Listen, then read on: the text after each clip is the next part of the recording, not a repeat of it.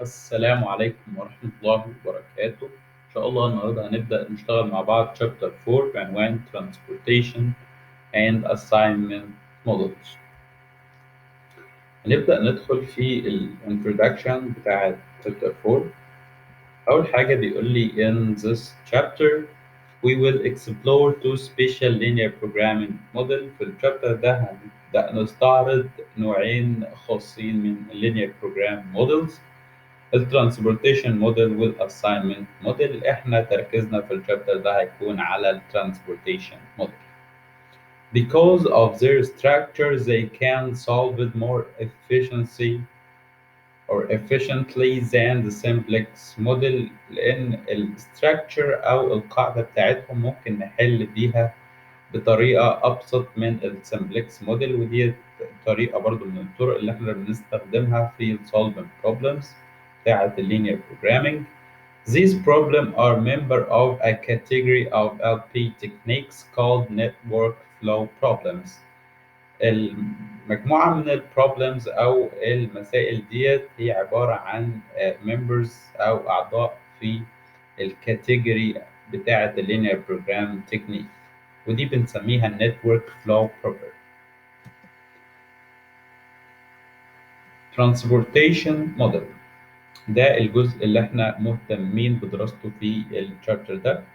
The transportation problem deals with the distribution of goods from several points supply sources to the number of points of demand destinations.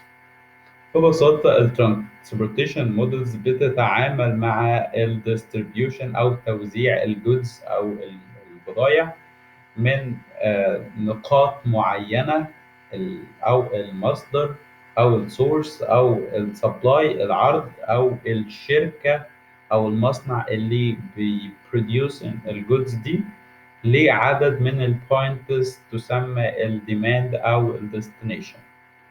Usually we are giving the capacity of goods at each source and the requirements of each destination. غالبا ما بنعطى في المسألة الكاباسيتي بتاعت الجودز بتاعت كل سورس أو بتاعت كل مصدر، والrequirements أو المتطلبات بتاعت كل destination. Typically the objective is to minimize total transportation and production costs. اكيد الهدف بيكون ان انا اقلل الترانسبورتيشن والبرودكشن كوستس. Example of transportation problem in a network framework. عندي الفاكتورز او السورسز، وادي الديستنيشن اللي هي الوير هاوسز ديت مودن، ديس مونيز، ايفانس فالي، فروتلاندر، ديلي، ديت اماكن بوسطن، كالفن.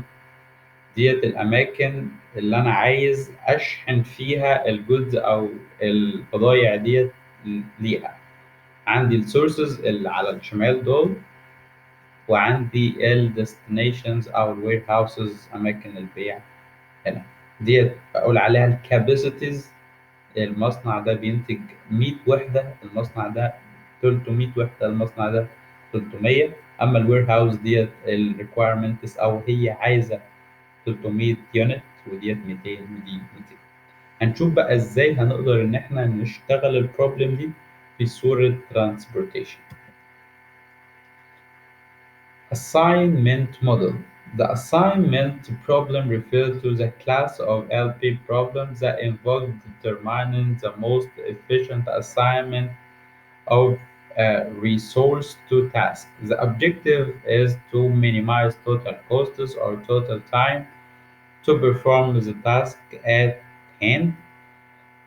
One important characteristic of a assigned problem is that only one job or worker can be assigned to machine or project. Special purpose algorithm. Although standard LP method can be used to solve transportation and assignment problems, special purpose algorithms have been developed that are more efficient. يعني بالرغم من ان الستاندرد بتاعت اللينير بروجرامينج ميثود ممكن ان هي تحل الترانسبورتيشن او حتى الاساينمنت بروبلم او السبيشال وفي سبيشال بيربس غرض رئيسي او غرض خاص للالجوريزم have been developed تم تطويره ليكون اكثر كفاءة. They still involve finding the and initial solution and develop improved solution until an optimal solution is reached.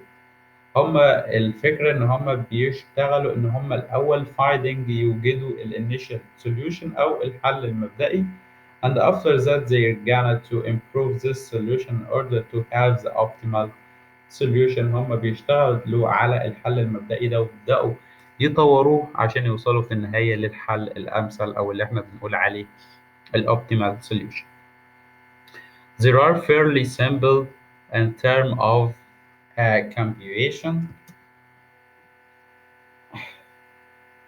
Streamlined versions of simplex methods are important for two reasons. السمبلكس method بتكون مهمة لسببين. Their computation times are generally 100 times faster. بتكون سريعة بنسبة 100 من الطرق التقليدية. They require less computer memory and hence can permit larger problem to solve أو to be solved. مش بيحتاجوا مساحة كبيرة قوي في الكمبيوتر أو الميموريز.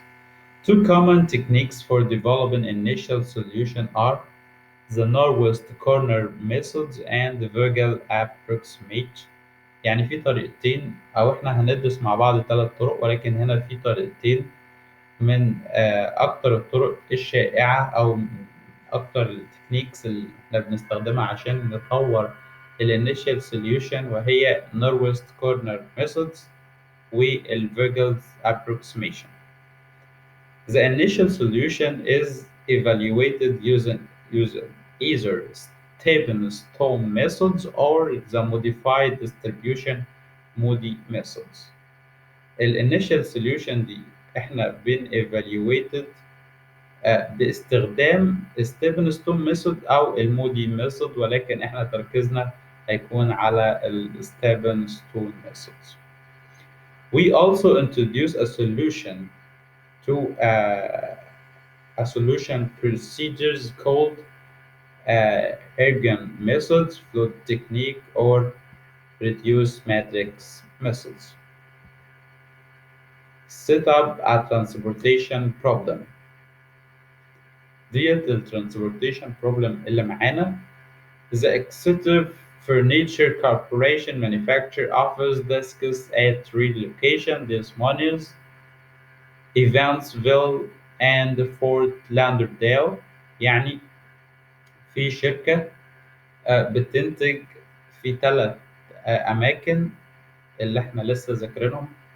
The firm distributions disks through regional warehouses located in Boston, Albuquerque, and Cleveland. يعني الشركة دي بتوزع الديسكس بتاعتها أو الجودز بتاعتها في ثلاث أماكن: بوسطن، Albuquerque, and Cleveland. Estimated the monthly production capacity of each factor and disks needed at each warehouse shown in a figure 10.1. يعني الاستيميتس او الاحصاء بتاعت البرودكشن او الانتاج او الكاباسيتي بتاعت البرودكشن موجوده في الشكل 10 واحد. Production costs are the same at three factors, so the only relevant costs are shipping from each source to each destination. يعني الكوستس أو التكاليف بتاعة البرودكشن are the same، هي واحدة في كل من الفاكتوريز في المصانع. So the only relevant costs are shipping. احنا بنتكلم دلوقتي على الشيبنج كوست أو مصاريف الشحن. من السورس للديستنيشن، من المصنع للويب هاوس. Costs are constant no matter the quantity shipped. الكوستس أو التكاليف هي بتكون ثابتة no matter، يعني بغض النظر عن الكميات. The transportation problem can be described as how to select the shipping routes to be used and the number of disks to be shipped on each route so as to minimize total transportation cost. الفكرة الرئيسية إن إحنا how to minimize total transportation cost. Restrictions are regarding factory capacities and warehouses requirement must be observed.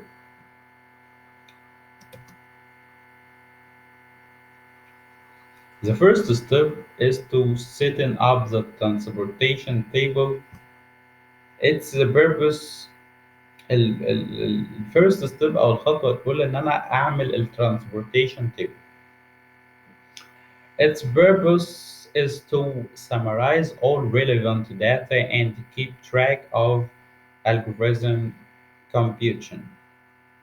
اول حاجه ان انا بعمل التيبل اللي حضراتكم شايفينه ده، وبكتب from to from ديت السورسز او المصانع او اسماء البلاد اللي انا بصنع فيها، وديت الديستنيشن او الوير هاوسز اللي انا عايز انتج ليها. اول حاجه ديس مونيز $5 للالبركريكي، ديت اسامي بلدان، $8 $9 وهكذا. geographical location ده اللوكيشنز او الاماكن على الخريطه، ده شكل للتوضيح مش اكتر.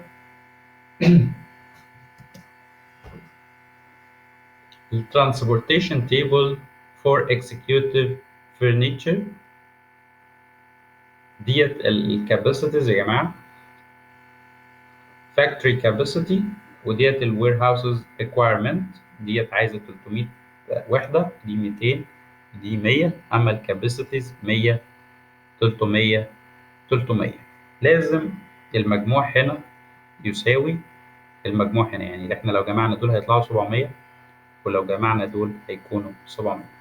هنقف عند النقطة ديت ونكمل في الفيديو القادم. شكرا، سلام عليكم.